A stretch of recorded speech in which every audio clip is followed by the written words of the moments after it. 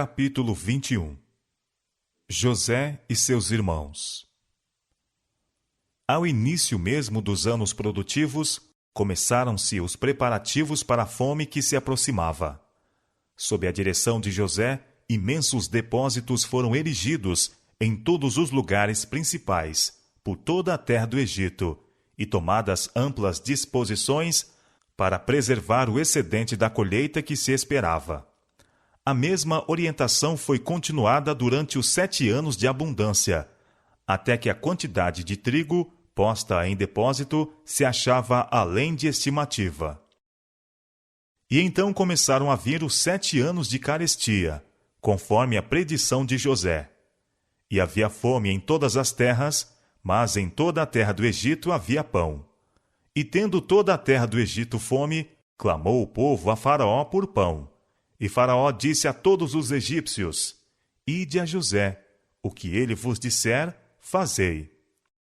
Havendo, pois, fome sobre toda a terra, abriu José tudo em que havia mantimento, e vendeu aos egípcios. Gênesis capítulo 41, versos 54 a 56. A fome estendeu-se à terra de Canaã, e foi severamente sentida naquela parte do país em que Jacó habitava. Ouvindo falar da provisão abundante feita pelo rei do Egito, 10 dos filhos de Jacó viajaram para ali a fim de comprar trigo.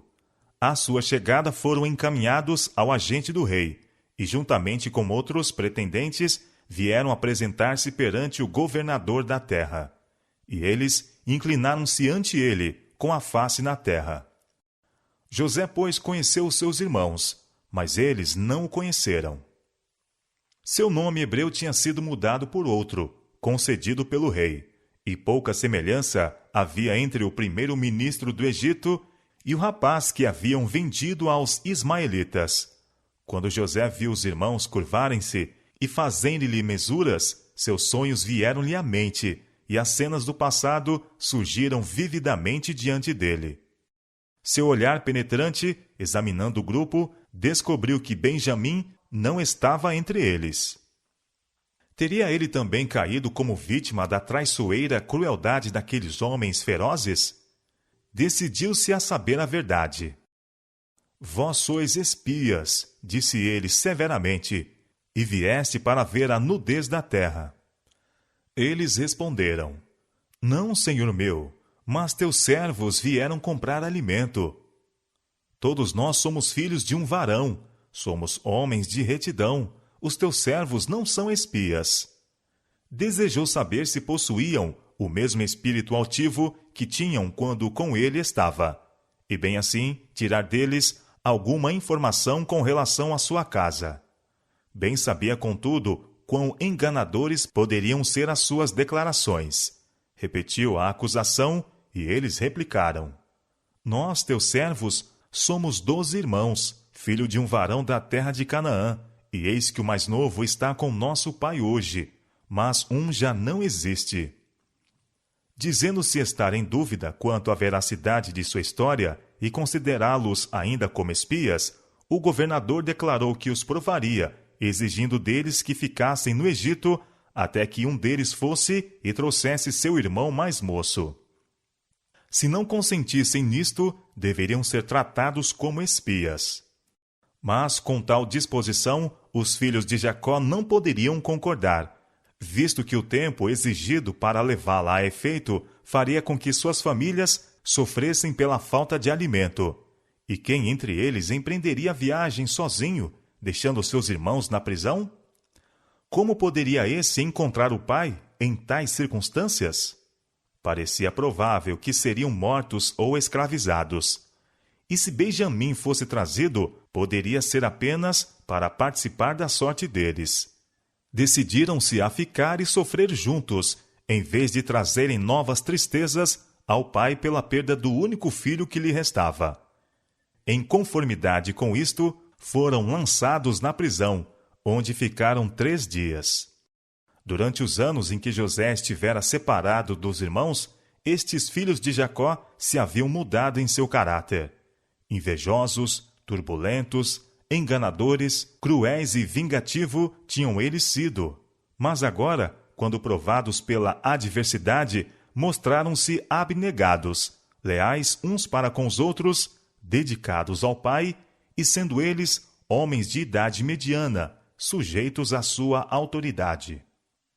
Os 3 dias na prisão egípcia foram de amargurada tristeza, ao refletirem os irmãos em seus pecados passados. A menos que Benjamim pudesse ser trazido, parecia certa a convicção a respeito deles como espias, e pouca esperança tinham de obter o consentimento de seu pai para a ausência de Benjamim. No 3º dia, José fez com que os irmãos fossem trazidos perante ele. Não ousava detê-los por mais tempo. Seu pai e as famílias que com ele estavam poderiam já estar a sofrer pela falta de alimento. Fazei isto, e vivereis, disse ele, porque eu temo a Deus. Se sois homens de retidão, que fique um de vossos irmãos, preso na casa de vossa prisão, e vós, ide, levai trigo para a fome de vossa casa, e trazei-me o vosso irmão mais novo, e serão verificadas as vossas palavras, e não morrereis. Esta proposta concordavam em aceitar, exprimindo, embora pouca esperança de que seu pai deixasse Benjamim vir com eles. José se comunicara com eles mediante um intérprete, e não fazendo ideia que o governador os compreendesse, conversavam livremente um com o outro em sua presença. Acusavam-se com relação ao tratamento que deram a José. Na verdade, somos culpados acerca desse nosso irmão, pois vimos a angústia de sua alma quando nos rogava. Nós, porém, não ouvimos, por isso vem sobre nós esta angústia. Rúben, que havia formulado o plano de o entregar em Dotã, acrescentou: Não vô-lo dizia eu, dizendo, não pequeis contra o moço. Mas não ouvistes, e vedes aqui, o seu sangue também é requerido. José, ouvindo, não pôde dominar suas emoções, e saiu e chorou. À sua volta, ordenou fosse Simão amarrado perante eles, e de novo entregue à prisão. No tratamento cruel a seu irmão, Simeão fora o instigador e principal ator, e foi por esta razão que a escolha recaiu sobre ele. Antes de permitir que seus irmãos partissem, José deu ordens para que fossem supridos de trigo e também que o dinheiro de cada homem fosse colocado secretamente na boca do respectivo saco. Forragens para os animais, durante a viagem para casa, também foi suprida. Em caminho, um grupo, abrindo o saco, ficou surpreendido por encontrar o seu saquitel contendo o dinheiro de prata. Dando a conhecer o fato aos demais, ficaram alarmados e perplexos e disseram uns aos outros: Que é isto que Deus nos tem feito? Pois que deveriam considerar isso como um sinal da parte do Senhor, ou permitir a ele que tal acontecesse, para os castigar de seus pecados e mergulhá-los ainda mais na aflição? Reconheciam que Deus vira seus pecados e que agora os estava castigando. Jacó estava inquieto, esperando a volta dos filhos, e à sua chegada, todo o acampamento reuniu-se ansiosamente em redor deles, enquanto relatavam ao pai tudo o que havia ocorrido. O espanto e a apreensão enchiam todos os corações. O proceder do governador egípcio parecia implicar algum mau desígnio, e seus temores se confirmaram quando, ao abrirem os respectivos sacos, o dinheiro do possuidor foi encontrado em cada um deles. Em sua angústia, o idoso pai exclamou: Tendes-me desfilhado. José já não existe, e Simeão não está aqui. Agora levareis a Benjamim. Todas estas coisas vieram sobre mim. Rúben respondeu: Mata os meus 2 filhos, se tu não tornar a trazer. Dá-mo em minha mão, e tu tornarei a trazer. Este arrebatado discurso não aliviou o espírito de Jacó. Sua resposta foi: Não descerá meu filho convosco, porquanto seu irmão é morto, e só ele ficou. Se lhe sucede algum desastre no caminho por onde fordes, fareis descer minhas cãs com tristeza à sepultura. Mas a seca continuou, e com o correr do tempo, o suprimento de trigo que fora trazido do Egito estava quase esgotado.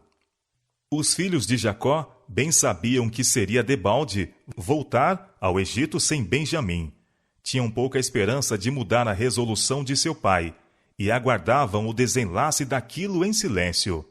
Cada vez mais negra se tornava a sombra da fome que se aproximava.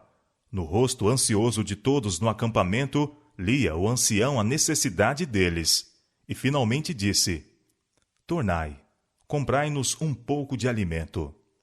Judá respondeu: Fortemente nos protestou aquele varão, dizendo: Não vereis a minha face, se o vosso irmão não vier convosco. Se enviares conosco o nosso irmão, desceremos e te compraremos alimento. Mas se não enviares, não desceremos, porquanto aquele varão nos disse: Não vereis a minha face, se o vosso irmão não vier convosco. Vendo que a resolução de seu pai começava a vacilar, acrescentou: Envia o mancebo comigo, e levar-nos-emos, e levantar-nos-emos, e iremos, para que vivamos, e não morramos, nem nós, nem tu, nem os nossos filhos. E se ofereceu como fiador por seu irmão, e para arrostar a culpa, para sempre, se deixasse de restituir Benjamim a seu pai. Jacó não podia mais recusar o seu consentimento, e determinou a seus filhos que se preparassem para a viagem. Ordenou-lhes também que levassem ao governador um presente das coisas que o país, devastado pela fome, oferecia: um pouco de bálsamo e um pouco de mel, especiarias, mirra, terebinto e amêndoas, bem como uma dobrada porção de dinheiro. Tomai também a vosso irmão, e levantai-vos, disse ele, e voltai àquele varão. Quando seus filhos estavam para partir para sua viagem duvidosa, o idoso pai levantou-se e, erguendo as mãos para o céu, proferiu esta oração: E Deus Todo-Poderoso vos dê misericórdia diante do varão, para que deixe vir convosco vosso outro irmão, e Benjamim, e eu, se for desfilhado, desfilhado ficarei. De novo viajaram ao Egito e apresentaram-se perante José. Caindo seu olhar sobre Benjamim, o filho de sua própria mãe, ficou ele profundamente comovido. Ocultou, entretanto, a sua emoção, mas ordenou que fossem levados para sua casa e que se fizessem preparativos para comerem com ele. Sendo conduzido ao palácio do governador, os irmãos estavam grandemente alarmados, receando ser chamados a dar contas do dinheiro encontrado nos sacos. Pensavam que tivesse sido propositalmente colocado ali, para dar motivo de os fazer escravo. Em sua aflição, consultaram o mordomo da casa, relatando-lhe as circunstâncias de sua visita ao Egito, e, em prova de sua inocência, o informaram de que haviam novamente trazido o dinheiro encontrado nos sacos, como também mais dinheiro para comprar alimento, e acrescentaram: Não sabemos quem tenha posto o nosso dinheiro nos nossos sacos. O homem respondeu: Paz seja convosco, não temais. O vosso Deus e o Deus de vosso pai vos tem dado um tesouro nos vossos sacos. O vosso dinheiro me chegou a mim. Sua ansiedade aliviou-se, e quando Simeão, que fora liberto da prisão, uniu-se com eles, entenderam que, na verdade, Deus lhes era gracioso.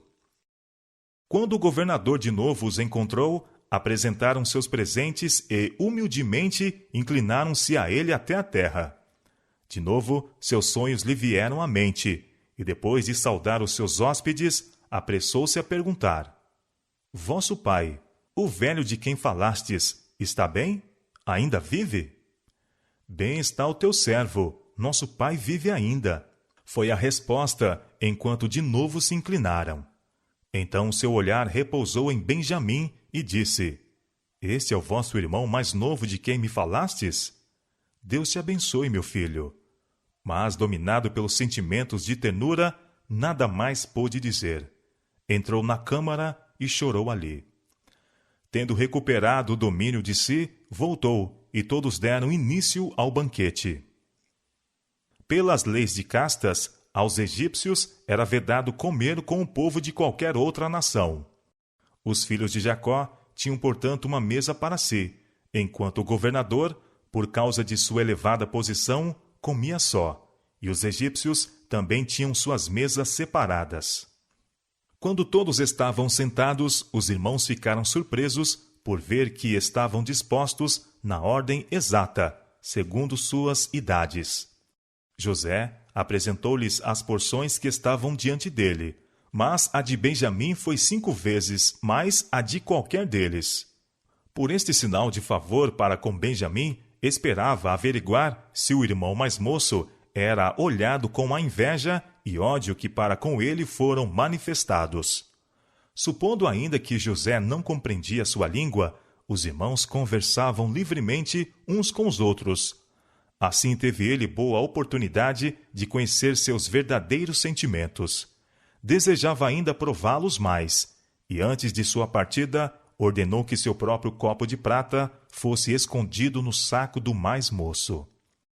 Alegremente partiram para sua volta. Simeão e Benjamim estavam com eles. Seus animais estavam carregados de trigo, e todos entendiam haver escapado em segurança dos perigos que pareciam cercá-los.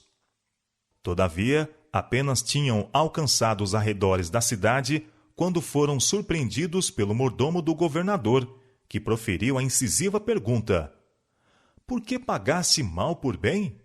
Não é este o copo por que bebe meu senhor? E em que ele bem adivinha? Fizestes mal no que fizestes. Supunha-se possuir aquela taça o poder de descobrir qualquer substância venenosa na mesma colocada. Naquele tempo, taças desta espécie tinham alto valor como salvaguarda contra o assassínio pelo envenenamento. À acusação do despenseiro, responderam os viajantes: Por que diz meu senhor tais palavras? Longe estejam teus servos de fazerem semelhante coisa. Eis que o dinheiro que temos achado nas bocas dos nossos sacos te tornamos a trazer desde a terra de Canaã. Como, pois, furtaríamos da casa de teu senhor prata ou ouro? Aquele dos teus servos em quem for achado, morra, e ainda nós seremos escravos do meu senhor. Ora, seja também conforme as vossas palavras, disse o mordomo. Aquele em quem se achar será meu escravo, porém vós sereis desculpados. Começou-se imediatamente a pesquisa. Eles apressaram-se, e cada um pôs em terra o seu saco. E o mordomo examinou cada um, começando com de Ruben, e fazendo-o por ordem, até o do mais moço. No saco de Benjamim foi encontrado o copo. Os irmãos rasgaram as vestes em sinal de completa desgraça e vagarosamente voltaram à cidade. Em virtude de sua própria promessa, Benjamim estava condenado a uma vida de escravidão.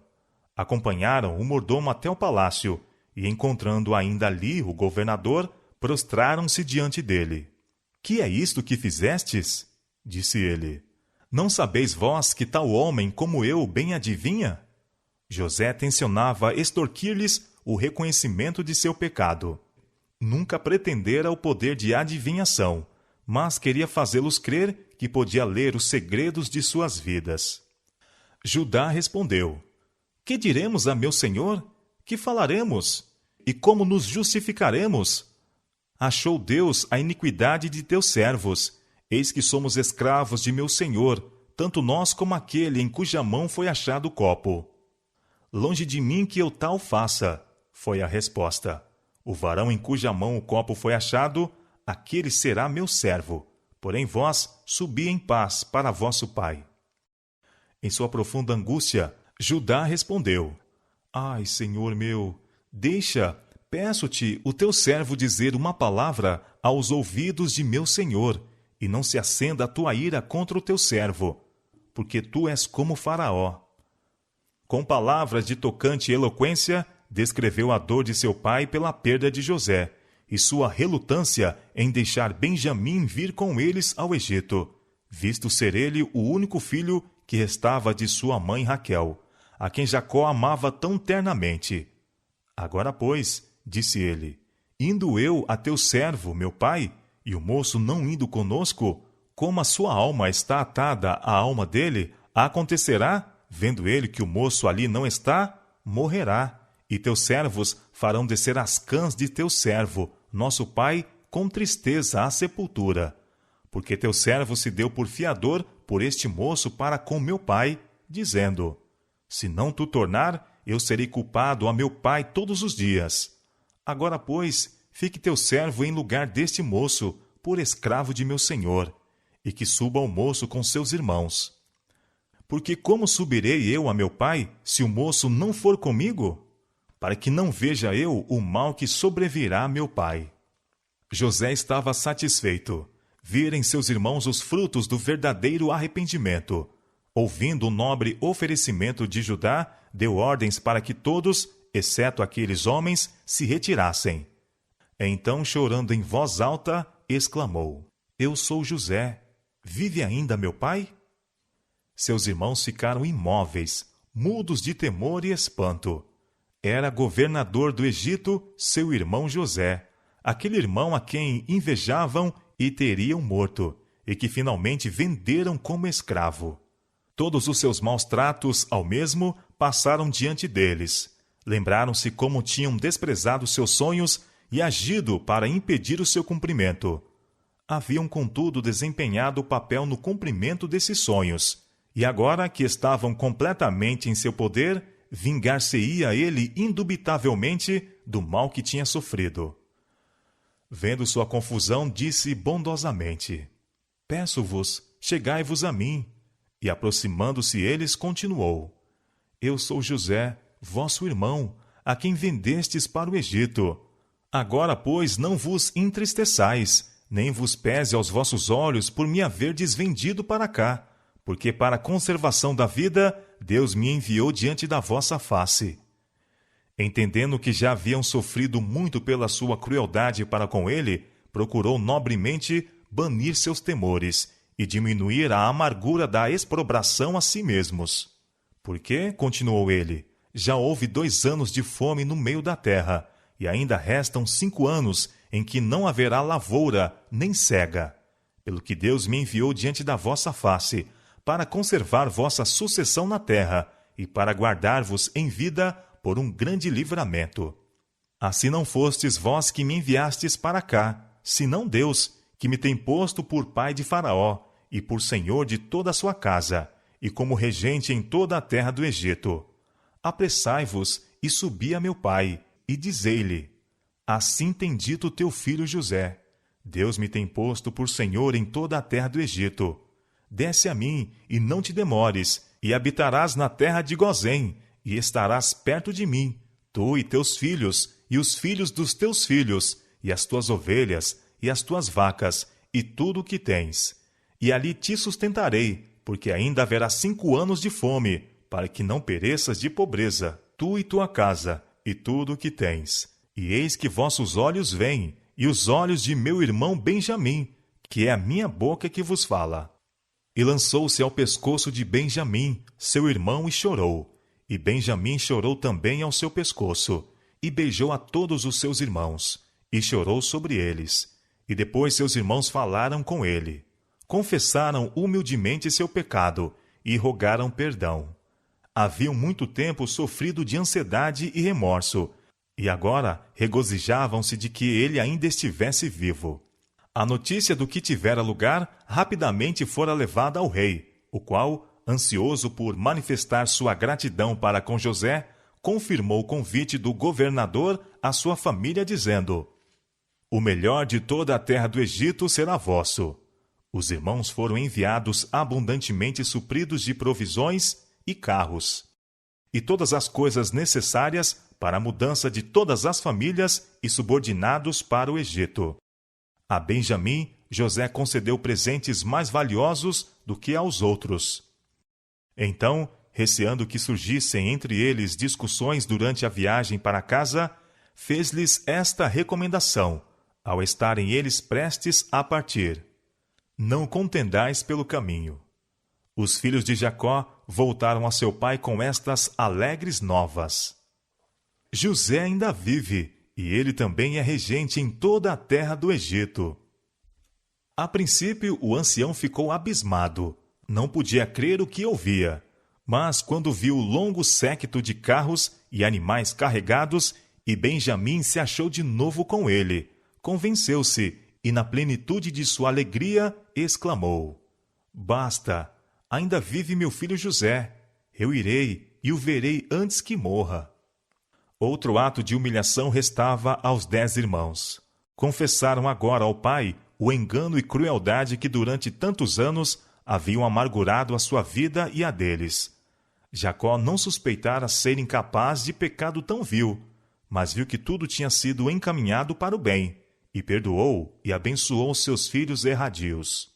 O pai e seus filhos, juntamente com as famílias destes, os seus rebanhos e gado e numerosos agregados, logo estavam a caminho para o Egito. Com alegria de coração, prosseguiram em sua viagem, e quando chegaram a Berseba, o patriarca ofereceu gratos sacrifícios e rogou ao Senhor que lhe concedesse a segurança de que com eles iria. Em visão da noite, veio-lhe a palavra divina: Não temas descer ao Egito, porque eu te farei ali uma grande nação. E descerei contigo ao Egito, e certamente te farei tornar a subir. A asseveração, não temas descer ao Egito, porque eu te farei ali uma grande nação, era significativa. A Abraão fora feita a promessa de uma posteridade inumerável, como as estrelas. Mas, por enquanto, o povo escolhido não havia aumentado senão vagarosamente. E agora, a terra de Canaã não oferecia campo para o desenvolvimento de uma nação tal como fora predita. Estava na posse de poderosas tribos gentílicas que não deveriam ser despojadas até a 4ª geração. Se os descendentes de Israel deviam ali tornar-se um povo numeroso, teriam de ou expulsar os habitantes da terra ou dispersar-se entre eles. Não podiam fazer de acordo com a primeira alternativa, em conformidade com a disposição divina. E se eles se misturassem com os cananeus, estariam em perigo de serem seduzidos à idolatria. O Egito, contudo, oferecia as necessárias condições para o cumprimento do propósito divino. Uma região do país, bem regada e fértil, foi-lhes aberta ali, proporcionando toda a vantagem para o seu rápido aumento. E a antipatia que deveriam encontrar no Egito, por causa de sua ocupação, pois que todo pastor era abominação para os egípcios, habitá-los-ia a permanecer como um povo distinto e separado, e serviria assim para os excluir da participação na idolatria do Egito. Chegando ao Egito, a multidão encaminhou-se diretamente para a terra de Gozém. Ali chegou José em seu carro oficial, acompanhado de uma comitiva principesca. O esplendor do que o cercava e a dignidade de sua posição foram semelhantemente esquecidos. Um pensamento apenas lhe enchia a mente. Um anelo fremia seu coração. Vendo ele os viajores que se aproximavam, o amor cujos anseios por tantos longos anos havia sido reprimidos, não mais foi dominado. Saltou do carro e apressou-se a dar as boas-vindas ao pai, e lançou-se ao seu pescoço e chorou sobre o seu pescoço longo tempo. E Israel disse a José: Morra eu agora, pois já tenho visto o teu rosto, que ainda vives. José levou 5 de seus irmãos para os apresentar a Faraó, e recebeu dele a concessão da terra para sua futura morada.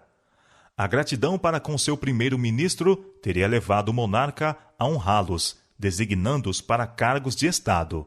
José, porém, fiel ao culto a Jeová, procurou salvar seus irmãos das tentações a que estariam expostos em uma corte gentílica. Portanto, aconselhou-os a que, quando fossem interrogados pelo rei, lhe contassem francamente sua ocupação. Os filhos de Jacó seguiram esse conselho, tendo também o cuidado de declarar que tinham vindo para peregrinar na terra, não para se tornarem habitantes permanentes ali, reservando assim o direito de partirem, se o quisessem. O rei indicou-lhes uma morada oferecida no melhor da terra, o território de Gozém. Não muito tempo depois de sua chegada, José trouxe também a seu pai para ser apresentado a Faraó.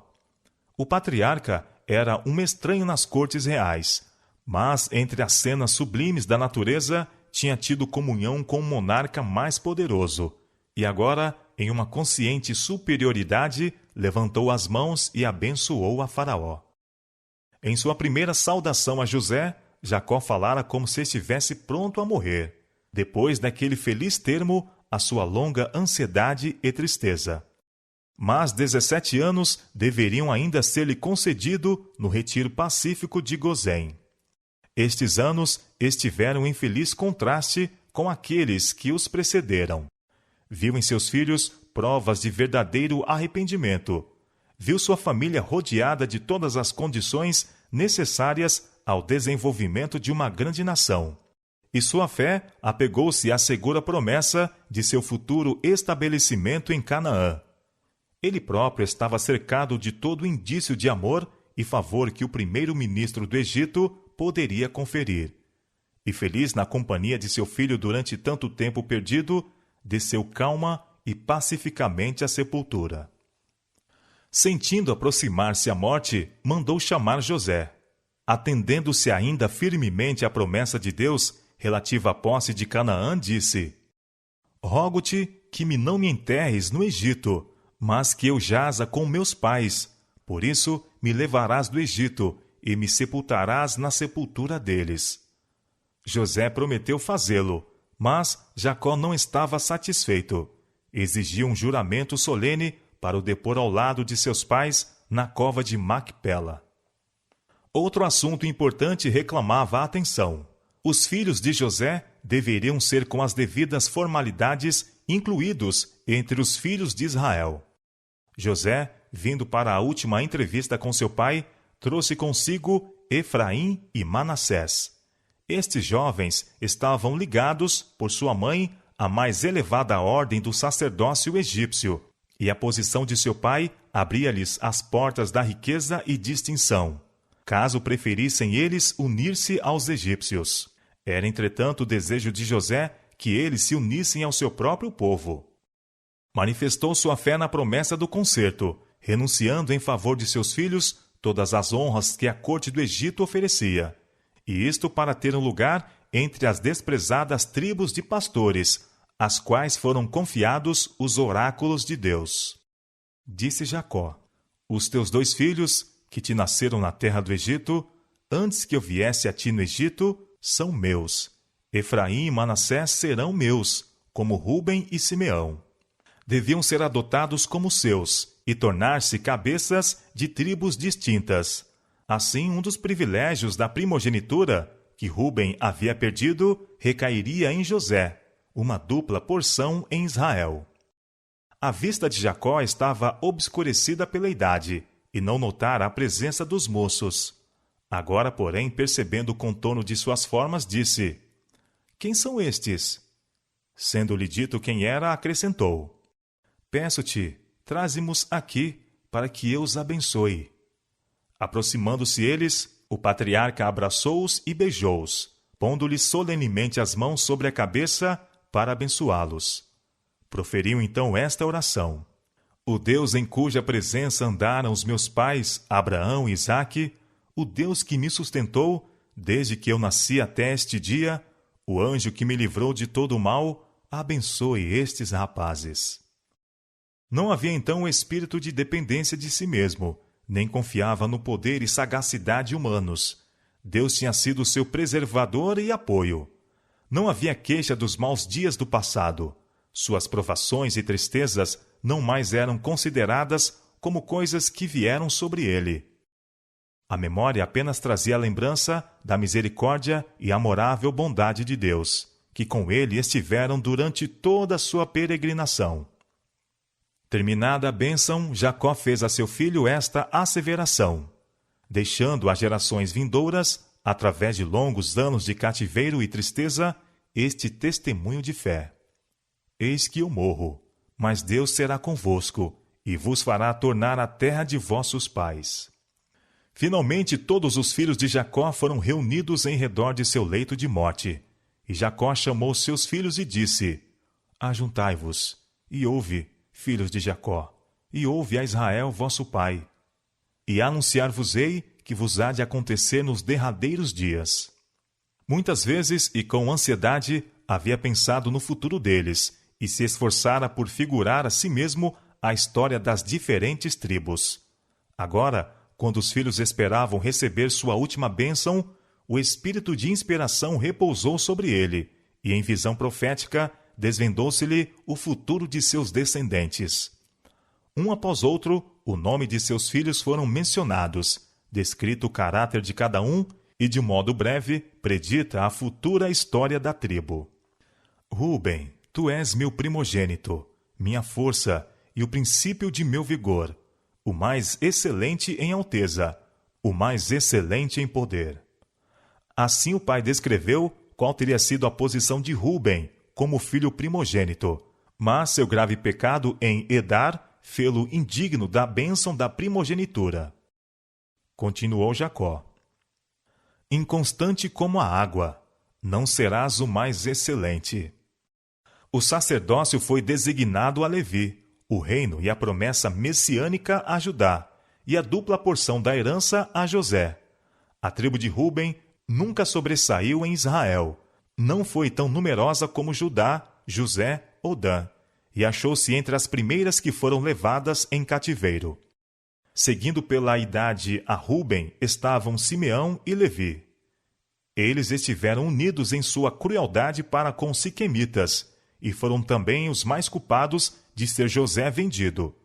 Foi declarado com respeito a eles: eu os dividirei em Jacó, e os espalharei em Israel.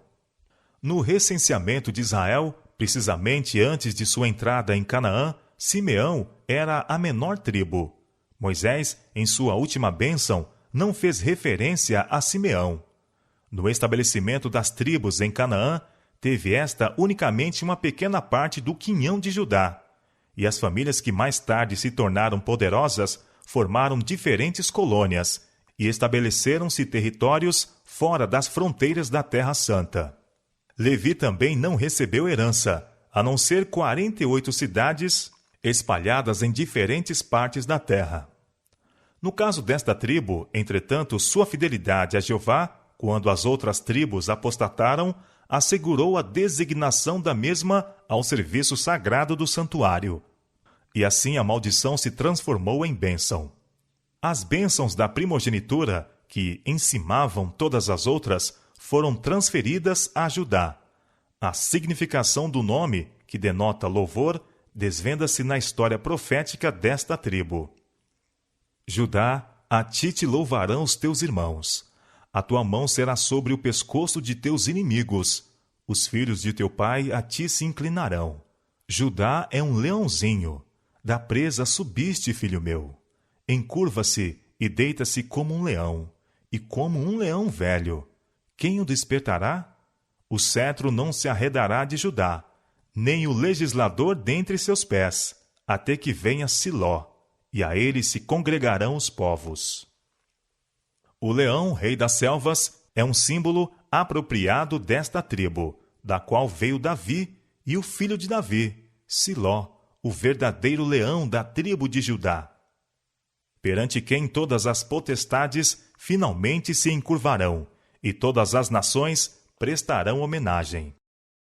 Para a maior parte de seus filhos, Jacó predisse um futuro próspero. Chegou finalmente ao nome de José, e o coração do pai transbordou ao invocar ele bênçãos sobre a cabeça daquele que foi separado de seus irmãos. José é um ramo frutífero junto à fonte.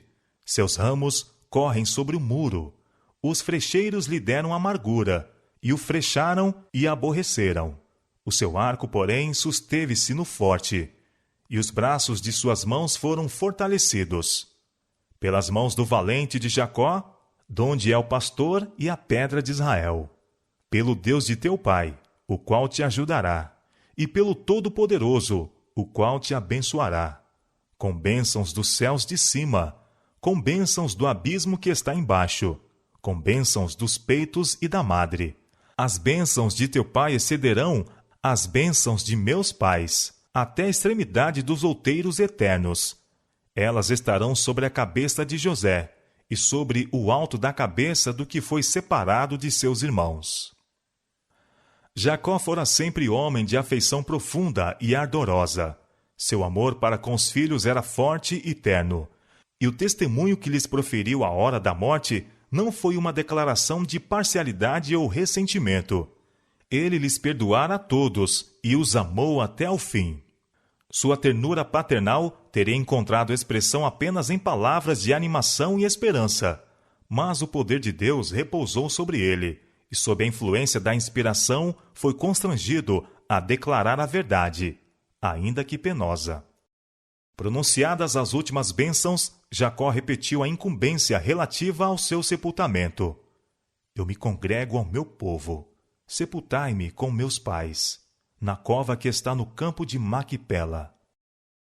Ali sepultaram Abraão e a Sara, sua mulher. Ali sepultaram a Isaque e a Rebeca, sua mulher. E ali eu sepultei a Leia. Assim, o último ato de sua vida foi manifestar fé na promessa de Deus. Os últimos anos de Jacó trouxeram uma tarde de tranquilidade e repouso após um dia cheio de inquietações e cansaço. Acumularam-se nuvens negras por sobre o seu caminho. Contudo, claro se pôs o seu sol, e o fulgor do céu iluminou suas últimas horas. Dizem as Escrituras: no tempo da tarde haverá luz. Zacarias capítulo 14, verso 7. Nota o homem sincero e considera o que é reto, porque o futuro desse homem será de paz. Salmo capítulo 37, verso 37. Jacó tinha pecado e havia sofrido profundamente. Muitos anos de labuta, cuidados e tristeza ele os havia tido desde o dia em que seu grande pecado fê-lo fugir das tendas de seu pai. Como fugitivo sem lar, separado de sua mãe, a quem nunca mais viu, trabalhando 7 anos por aquela que amava, apenas para ser vilmente enganado, labutando 20 anos ao serviço de um parente ávido e ganancioso, vendo sua riqueza aumentar e seus filhos crescerem em redor de si, mas encontrando pouca alegria na casa contenciosa e dividida, angustiado pela desonra de sua filha, pela vingança dos irmãos da mesma, pela morte de Raquel, pelo crime desnatural de Ruben, pelo pecado de Judá, pelo engano e malícia cruéis praticados para com José. Quão longo e tenebroso é o catálogo de males que se estende à vista. Reiteradas vezes, colheu ele o fruto daquela primeira ação errada. Em frequentes ocasiões, viu repetir-se entre seus filhos os pecados de que ele próprio fora culpado. Mas, amarga como fora a disciplina, cumprira ele a sua obra. O castigo, se bem que atroz, produzira um fruto pacífico de justiça. A inspiração registra fielmente as faltas de homens bons, daqueles que se distinguiram pelo favor de Deus. Efetivamente, suas faltas são apresentadas de modo mais completo do que as virtudes. Isto tem sido objeto para a admiração de muitos e tem dado aos incrédulos ocasião para escarnecerem da Bíblia. É, porém, uma das mais fortes provas da verdade das Escrituras. Não serem os fatos explicados de maneira que os favoreça, nem suprimidos os pecados de seus principais personagens. A mente dos homens é tão sujeita ao preconceito que não é possível serem as histórias humanas absolutamente imparciais. Houvesse a Bíblia sido escrita por pessoas não inspiradas, e teria, sem dúvida, apresentado o caráter de seus homens honrados sob uma luz mais lisonjeira. Mas, assim como é, temos um registro exato de suas experiências. Homens a quem Deus favoreceu e a quem confiou grandes responsabilidades foram algumas vezes vencidos pela tentação e cometeram pecado, mesmo como nós, presentemente, esforçamo-nos, vacilamos e frequentemente caímos em erro.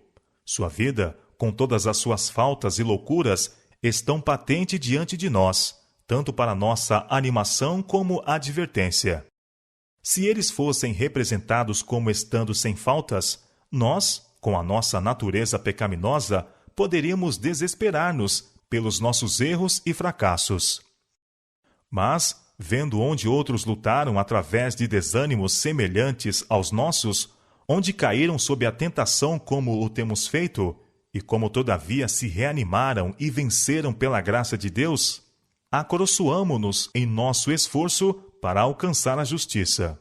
Como eles, embora algumas vezes repelidos, recuperaram o terreno e foram abençoados por Deus, assim nós também podemos ser vencedores na força de Jesus. De outro lado, o registro de suas vidas pode servir como advertência para nós. Mostra que Deus de nenhuma maneira terá por inocente o culpado. Ele vê o pecado nos seus mais favorecidos e trata com o mesmo neles mais estritamente até do que naqueles que têm menos luz e responsabilidades. Depois do sepultamento de Jacó, o temor encheu novamente o coração dos irmãos de José. Apesar de sua bondade para com eles, uma culpabilidade consciente fê-los desconfiados e suspeitosos. Poderia ser que tão somente houvesse ele retardado a vingança por consideração a seu pai, e que agora, por seu crime, trouxesse sobre eles o castigo por tanto tempo adiado. Não ousaram aparecer diante dele, pessoalmente, mas enviaram a mensagem. Teu pai mandou, antes da sua morte, dizendo: assim direis a José: perdoa, rogo-te, a transgressão de teus irmãos e o seu pecado, porque te fizeram mal. Agora, pois, rogamo-te que perdoes a transgressão dos servos do Deus do teu pai. Esta mensagem afetou José até as lágrimas, e animados com isto, seus irmãos vieram e prostraram-se diante dele, com as palavras: eis-nos aqui por teus servos. O amor de José por seus irmãos era profundo e abnegado, e ele ficou compungido com o pensamento de que o julgassem capaz de acariciar um espírito de vingança para com eles. Não temais, disse ele, porque porventura estou eu no lugar de Deus? Vós bem intentastes mal contra mim, porém Deus o tornou em bem, para fazer como se vê neste dia, para conservar em vida um povo grande. Agora, pois, não temais, e eu vos sustentarei a vós e a vossos meninos. A vida de José ilustra a vida de Cristo. Foi a inveja que moveu os irmãos de José a vendê-lo como escravo. Tiveram a esperança de impedir que se tornasse maior do que eles. E quando foi levado para o Egito, lisonjearam-se de que não mais seriam perturbados com os seus sonhos, de que haviam removido toda a possibilidade de sua realização. Mas sua conduta foi superiormente dirigida por Deus a fim de levar a efeito o mesmo acontecimento que tensionavam impedir. Semelhantemente, os sacerdotes e anciãos judeus estavam invejosos de Cristo, receando que deles atraísse a atenção do povo.